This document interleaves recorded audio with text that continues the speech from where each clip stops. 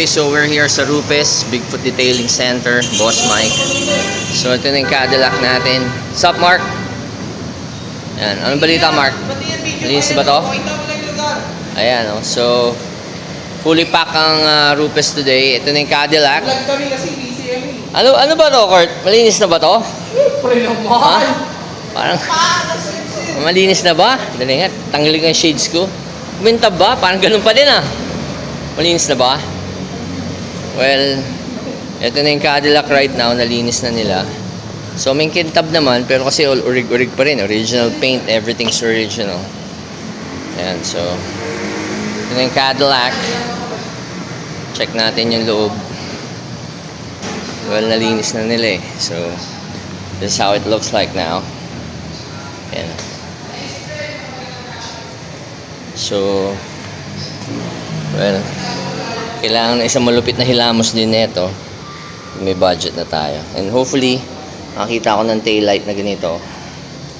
Mapalitan natin na medyo sariwa. Diba? Yan na yung Cadillac. Okay. And yan, hopefully din mapalitan na ni Atoy itong Falcon. Atoy! Falcon ko! Kailangan ko na para magamit na natin itong kotse. May ikot-ikot. Para safe. Kasi may biyak. Hindi bagay sa Falcon pag may biyak eh. Diba? Ito na yung loob. Nalinis na nila. Well, ito yung kailangan kong parehas polster. Grabe naman yung umupo dito. Anong klaseng puwet yun? Tsaka hita. Sumisira oh.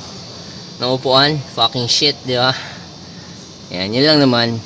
Okay naman yung dashboard. Malinis. Kailangan lang konti pang detailing. Yung likod wala namang damage. So usually itong dalawang harap lang, no one. Kailangan reupholster. Original carpet, everything, sidings original.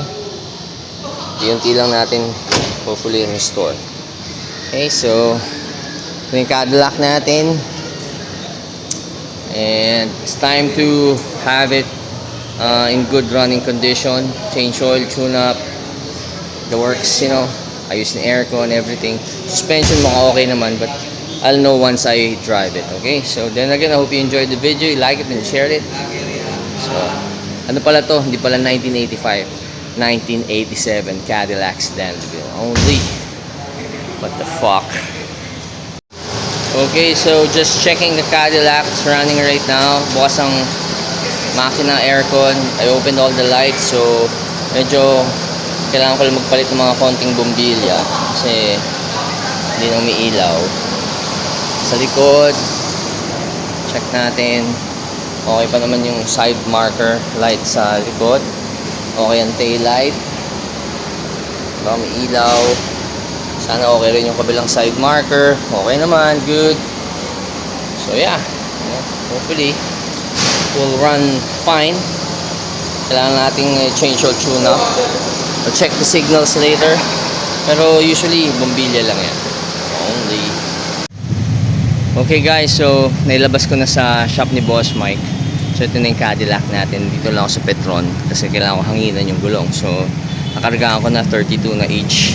So now, sana makabalik ako. Fuck. Pero mabot naman ako dito, mukhang okay naman. So atras ako, diretso and then U-turn, tapos balik tayo Boss Mike. So ito na yung Cadillac natin. Fuck. Fuck! Nakakabahan ako. Parang katulad dati. Nung bata pa ako, ganito yung feeling. Pag may dala ka mga coaching, siyempre nakikipagkilala ka pa, di ba? Pero kita nyo, all original pa rin yung Cadillac. Oh. Kintab naman. Sige, atras muna ako. Only. Okay guys, Maverick only. I'm going back to Boss Mike's shop sa Rupes Detailing Center natin. Sa loob tayo ng Cadillac natin guys. So ito medyo, well, nung bata pa ako, nagkaroon ako ng mga ganitong kotse. Siyempre, you know, you don't know if they're roadworthy or not. So ito, nakuha ko tong Cadillac, hindi umaandar, pero buti na lang napaandar ko na. Now, I'm test driving it if it's in good running condition. Well, ano naman, nagpagas lang ako. Okay naman, nakaabot ako, nakaka-U-turn na ako, so pabalik na ako kila Boss Mike. Tahimik naman yung makina.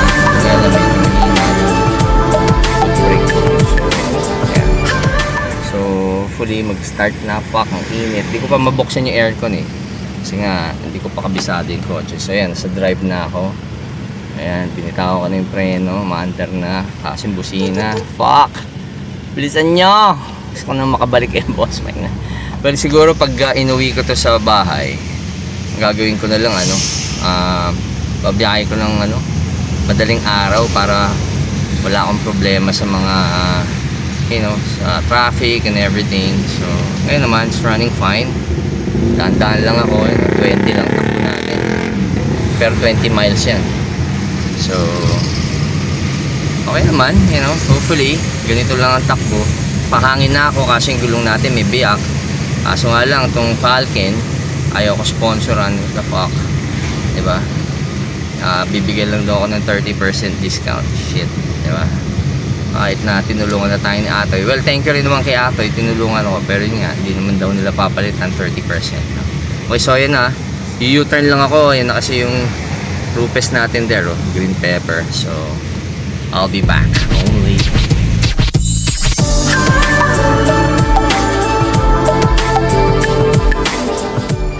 Okay, so we're back safely here sa Bigfoot Detailing Center ni Boss Mike. So nakarating naman tayo ng safe dito. So ito na yung Cadillac, pinark ko lang here kasi I won't bring this home ganitong umaga. I'd rather bring it sa gabi.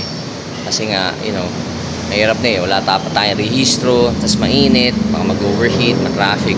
So it's better I'll bring it home nang walang traffic.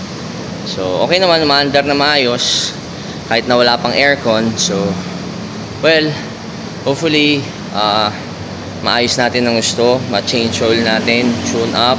Nakakita na ako ng spark plug, meron na ako makukunanan, tsaka mga oil filter, tsaka yung langis. So ito na yung Cadillac natin. This is a 1987 pala, hindi pala 1985. Nagsabi kasi sa akin ng 1985 yung pinagbilang ko So hindi naman niya kabisado kasi maganda yung kotse. So hopefully bring back natin sa dating glory. Ganda ng likod, pogi pa rin naman. Okay, so then again, I hope you enjoyed the video. Like it and share it. Then again, this has been your host Maverick Only, and I'm out, mi amigo. Only what the Cadillac Sedan DeVille only.